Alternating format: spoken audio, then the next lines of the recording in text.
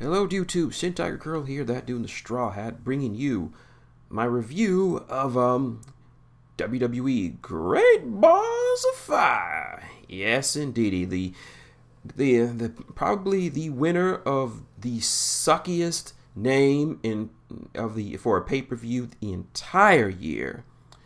Yeah, I don't see how anyone could probably take this entire event seriously with a name like that. According to the stories, Vince gave it this name because he thought it would be funny. Sorry, Vince, it is not. No. But despite the naming conventions of this match, of this pay per view, this was actually a pretty great show. I'm actually dead serious. So, let's just get started. We have Great Balls of Fire took place on July 10th, or July 9th. I'm sorry. This is like 2 o'clock in the morning. So I'm just reviewing this because I wanted to get my thoughts out there. So it took place on July 9th, 2007 at the American Airlines Center in Dallas, Texas, and is the first pay-per-view with such a magnificent name. But anyway, let's go down the card and see what we got here. The first match is the pre-show match was for the WWE Cruiserweight Championship. Neville defended against Akira Tozawa with Titus O'Neil in his corner. It lasted about 11 minutes 40 seconds. This was a pretty damn good pre-show match. It really should have been on the main card, but the main card had some stacked matches. But there was one they could have really gotten rid of. But I understand why they put that one match in there, so I'm not going to mention it right now. Tozawa has been really getting mileage out of his whole Titus brand storyline. I like the Titus brand. It's really starting to grow on me, and Titus is really coming to his own as sort of a manager role. We don't see a lot of managers in the WWE. The last great manager we had was Vicky Guerrero, and she's pretty much retired at this point. But having him try to build Tozawa up as a legitimate threat to Neville, and it was worth watching. This match was amazing. It was too good to be on the pre-show, but I understand why they had to put it on the pre-show. Neville once again proves why he is the most dominant champion on the main roster, the longest reigning singles champion on the roster today, on the main roster, but in the entire company that goes to Asuka. But that's one thing to another. This was a very competitive matchup. Tozawa showed a lot of innovative offense, showed why he's called the Stamina Monster. At one point, the end comes when Tozawa somehow gets hung up in the ropes, and his crotch gets hung up on the ropes, and he's in a lot of pain, and Neville just kicks the rope, just giving him more. I felt for him in this match. So it ends with Neville just kicking him in the midsection, exacerbating his injury. 1, 2, 3. Neville wins, continuing his dominance of the Cruiserweight division. Neville has really come a long way since coming back, returning from injury earlier this year.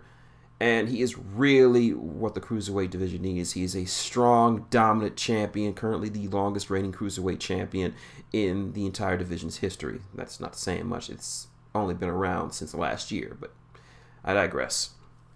All right, first match in the main event proper is Bray Wyatt versus Seth Rollins. 12:10 goes 12:10, 12 minutes 10 seconds, and Bray is the winner of this one. Now, this is the match I cared the very least about, and there's a reason for this. It's mostly because of Bray Wyatt. After that whole House of Horrors match, his character is dead to me. Sorry. His stock had been steadily falling for a while now, and him winning the World Championship at the SmackDown Elimination Chamber event got him back on track for a little bit, but then he lost it to Randy Orton at WrestleMania, and then there was that fucking House of Horrors match. What can you say to that? What can you say to that? it really does kind of kill the mystique of him. He calls himself a god, but he has lost a lot more of his feuds than he actually won. He even, in his last promo before this match, said that every interesting thing that has happened on Raw is because of him, is because he brought it out when he joined the Raw roster during the Superstar Shakeup. It was what it was just it's hard to it's hard for me to say exactly what happened to Bray Wyatt to get him to this level, but unfortunately I've heard it all before. Bray, this whole thing is just, and this whole feud between him and Seth Rollins, there's really no point to it. There's no rhyme or reason for it. It just feels like Bray is being petty because Seth called him a false prophet, said some mean words about him. He didn't cost him any titles. He didn't interfere in one of his matches or anything like that. He simply called Seth simply called Bray a mean, scary name. Like, oh my God. But despite my not caring about this match, this was actually a pretty good opener. There's a lot of intense offense, a lot of good back and forth between them. There was just some amazing, hard-hitting action from both guys inside the ring. Like I said, I may not care for Bray Wyatt, but his in-ring ability is pretty much up there. So, match ends. I think Seth goes for his new finisher, which is some kind of flying knee, and Bray catches him with Sister Abigail and defeats him 1, 2, 3. So I want to see where Bray goes. Hopefully, honestly, like I said on the WrestleCast a couple of days ago, Bray should have really taken some time off. And after this, I think he should take a little time off just to, try to recenter himself, try to get a better, to settle his home life, because as we know, his home life is a bit shit by now, but I'm not going to get into that. Next up, we have a grudge match. Big Cass versus Enzo Amore. Now, before this ends, as everyone knows, Big Cass and Enzo had a falling out after it was revealed that it was Cass who had been attacking Enzo for weeks upon weeks, and the two of them had a falling out a couple of weeks ago, which resulted in this match. Enzo cuts a very impassioned promo at the start. Still very funny, still very quick-witted and what have you, but also had a lot of heart about him calling out Cass and whatever. But, okay, the match itself only lasts about 5 minutes, 25 seconds. And this was a curb stomp. Yeah. Big Cass utterly destroys poor Enzo. I mean, of course, Enzo is like 5 foot nothing, weighs anywhere between 1 and 5 pounds, soaking wet. And Big Cass is about 7,000 feet tall and weighs about 30 metric tons. And this was a foregone conclusion. Enzo put up a decent fight, but he still got the crap kicked out of him, which is what Big Cass needed to cement himself as a heel in the singles division. So I'm not sure if they'll do any more matches with this. Maybe, maybe not, but we'll see. Next match, Sheamus and Cesaro defend their Raw Tag Team Championship against the Hardy Boys, Jeff and Matt Hardy, in the first ever 30-minute Iron Man match for the tag team titles. This match, of course, went 30 minutes. This was one of my favorite matches on the card, and I really enjoyed Sheamus and Cesaro as a heel team. They have really gelled together and become one of the best tag teams in the entire Raw division, if not the entire main roster as a whole. They have, and this was a very competitive back and forth match. We had the Hardys barely able to stay in the ring against Sheamus and Cesaro, who kept command of the ring. We had, not saying it was a curb stomp or anything, it just seemed like Sheamus and Cesaro had more control over it. We had some very interesting pinfalls. In the first few seconds of the match, Sheamus and Cesaro used a very interesting fake-out maneuver to get a pinfall over Matt in the first 30 seconds of the match. I have to give kudos to both teams for wrestling an Iron Man. Iron Man matches are not easy to wrestle. They require a lot of stamina, a lot of cardio, just a lot of staying power, a lot of coordination between both teams to keep the match interesting. And it was interesting from start to finish. And, of course, Sheamus and Cesaro were able to pick up the win with a last-minute pinfall about a couple of seconds before the time limit. And Matt actually got busted open pretty badly over his eye during the last 3 minutes of the match. So he was a bloody mess for the last couple of minutes of it. So yeah, Sheamus and Cesaro retain, which I like. Moving on. Next up, we have Sasha Banks versus Alexa Bliss for the Raw Women's title. 11 minutes, 40 seconds. This was a very stiff match. I mean, women were laying in some stiff-ass shots on each other. And at one point, Alexa Bliss pretends like she had a dislocated arm. But really, a lot of people don't notice unless you've been watching SmackDown for her last run. Alexa Bliss is double jointed. So she was able to put her arm at a weird angle, and people were like, "Oh my God, her arm's really broken," and then she just popped it back into place just to get an advantage over Sasha Banks. This didn't surprise me, but it's always gruesome to see because she used this very same technique against Becky Lynch. So this ends by a countout as Bliss she didn't so much run away from the match. She just fell out of the ring. Sasha went to pull her back in, and Alexa just kind of cold-cocked her one, and then she just collapsed outside the ring, and she just didn't even try to get back in. So I'm okay with this, honestly. But afterwards, Sasha decided to go beast mode on her, beats the living crap out of this poor pocket champion, and the two of them scramble and fight all the way up to the announcer's table, and they're fighting on top of it.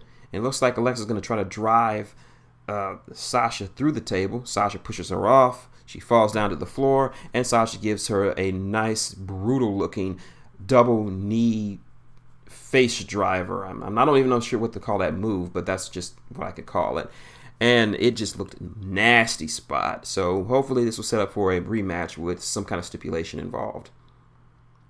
So anyway, moving on, we have The Miz, accompanied by his wife Melise, and the Miztourage, consisting of Curtis Axel, looking dapper as fuck, and Bo Dallas, to take on Dean Ambrose, and it is for the Intercontinental Championship. This was a serviceable match.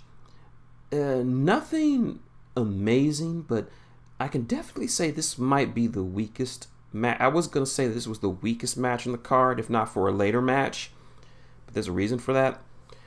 It goes 11:20. We had a lot of outside interference, a lot of shenanigans, a lot of crazy shit happening inside and outside the ring. You got interference from the Miztourage and Melise. It was just pretty much Miz being the best heel in the company. And of course, thanks to some well-timed punch to the back of the head from Bo Dallas, Miz gives Dean Ambrose a stroke, aka the skull-crushing finale, and picks up the win. His title reign continues. This was a very smart move, because Miz with the Intercontinental title is gold right now. So keep it on him for a while. Next up, we have one of the more anticipated matches of the card, Braun Strowman versus Roman Reigns ambulance match. I think the sixth time we've ever used this match. I'm not sure. I'll have to recheck. Goes 16:35.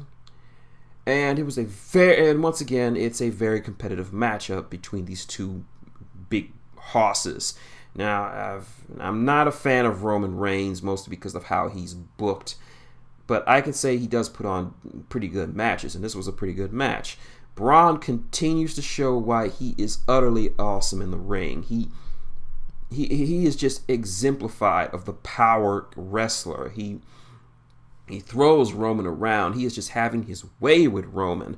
And for most of the match, he's just beating the ever-loving piss out of Roman Reigns. And Roman does get some offense in. At one point, he even attacks Braun's surgically repaired elbow, because that is a legit reason why he had to take some time off for a couple of weeks, because he was having surgery on his arm. He's supposed to be out for 6 months, but we all know that was kayfabe. So anyway, at one point, Roman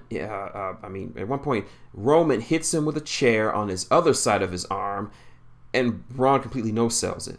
And I'm like, oh my God, he hits him again. Braun is like, the fuck is that supposed to do? Then they battle all the way back towards the ambulance. Braun is just throwing him around. Roman is barely able to fend him off, trying to get any offense in. At one point, Braun even starts to beat the shit out of him with a backboard that was inside the ambulance that was on top of a stretcher. And the two just going back and forth. And at one point, Roman rams Braun into the screen and he crashes right through.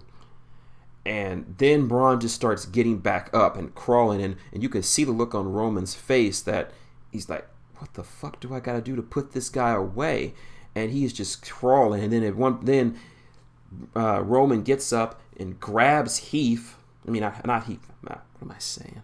Thinking of another match. Get to that later. He grabs Braun and tries to drag him over to the ambulance and leads him to the entrance and just sets him up and then goes for a spear. Braun sidesteps him and Roman goes flying into the ambulance. Braun quickly slams the door shut, wins the match. Good booking.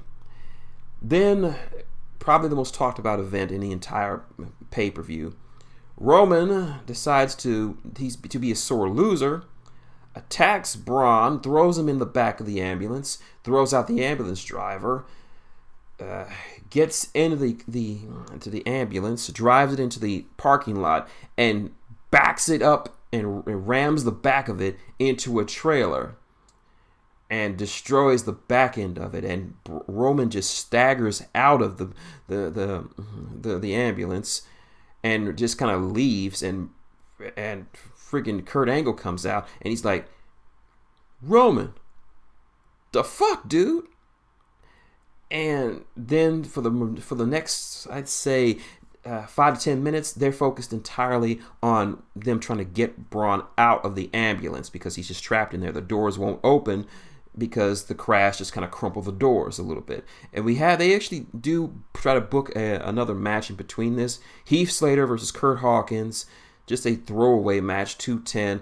I mean, it was such a throwaway match. We don't even see that much of the match. Like, probably a couple of seconds of the match at the start, and then they just go back to the parking lot when we got firefighters with the jaws of life trying to pry Braun out of the mangled wreck of that ambulance.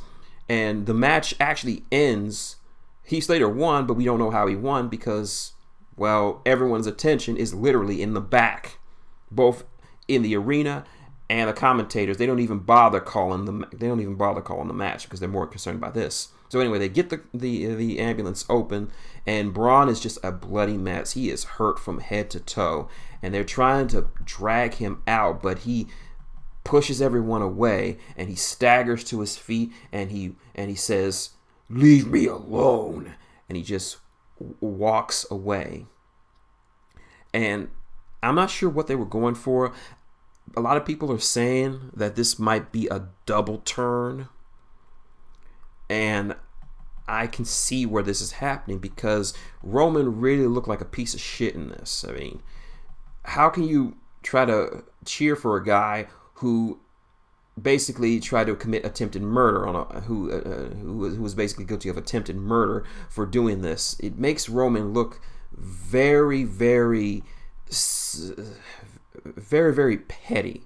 I mean, if it was John Cena, Cena would have taken the L and just be done with it. But nope, he really had to take it to this level. And today, as of this time, 3 o'clock in the morning, he is going to have to answer for this on Raw. And I hope they don't try to make him try to look like a babyface in this because the crowd is going to boo him. And the fans they have taken to Braun Strowman and they cheer him kind of ironically because he's facing Roman. But after this, you can honestly say, after this, kayfabe-wise or reality-wise, Braun Strowman looked like a tough son of a bitch. I mean, he just had a brutal match with Roman Reigns, and now he just walked away battered and bloodied from a crumpled ambulance.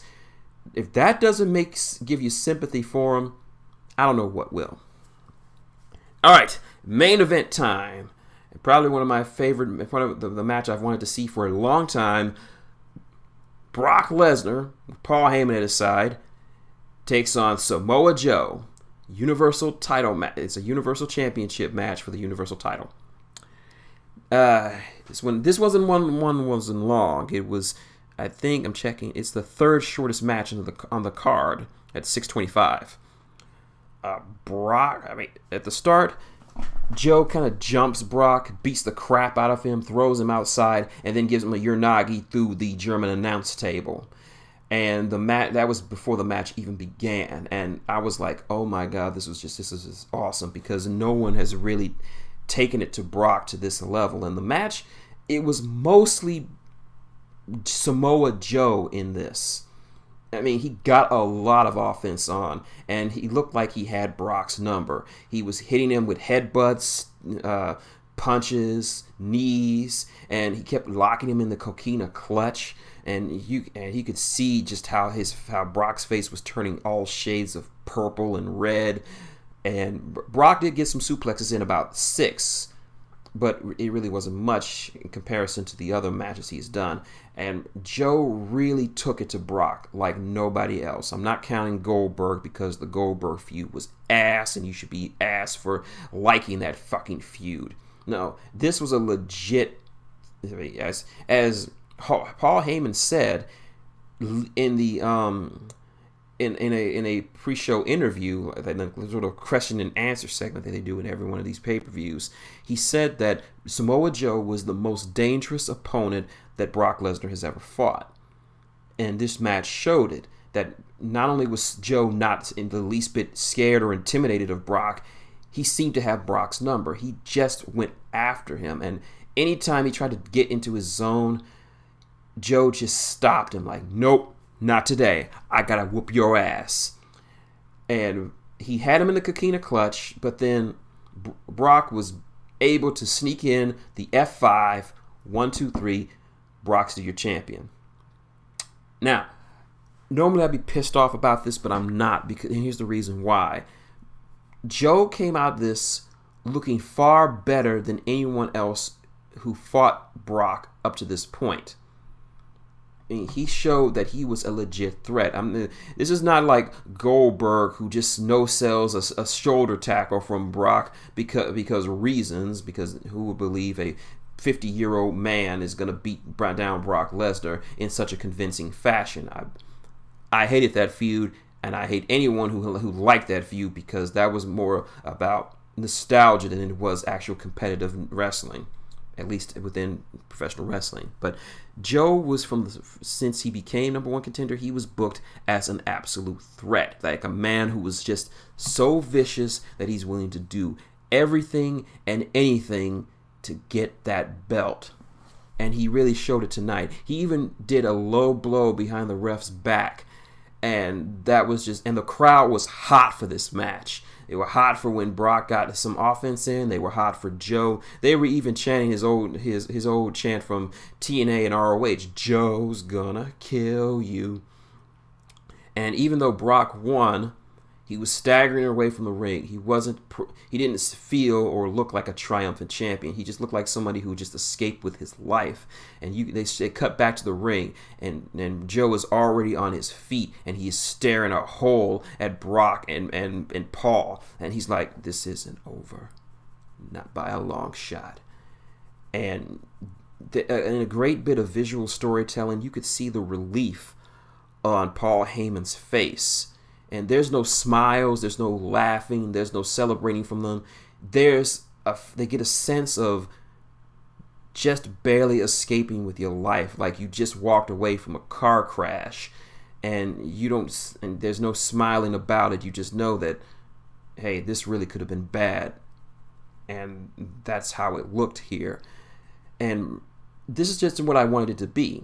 I wanted that it wasn't a curb stomp by any means of the imagination. Joe just presented him as a more legitimate threat to Brock, which is more than anyone can say at this point. So I really, really want to see a rematch. I think there's a story that can be told from this.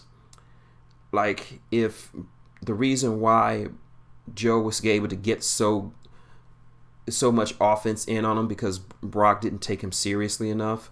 And I think they can work this into a series of matches, like at least a best of 3, where they just trade wins back and forth. So I hope that they go with this route, because Joe really could use it, and they really have something with Joe. They really built him up to be this absolute monster who will do anything and everything to get what he wants. So there's that. So that was Great Balls of Fire. 9 matches in total. This was a pretty good show. There wasn't really a weak match in the lot, if you're not accounting Kurt Hawkins versus Heath Slater. But that was just a filler match that they did to kind of work with the tension of the ambulance match's conclusion. They were pretty solid matches. Best matches on the card, easily, I have to say, between Sheamus and Cesaro and the Hardy Boys, and Braun versus Reigns, and Brock versus Joe up there. Those are the best matches of the card right there.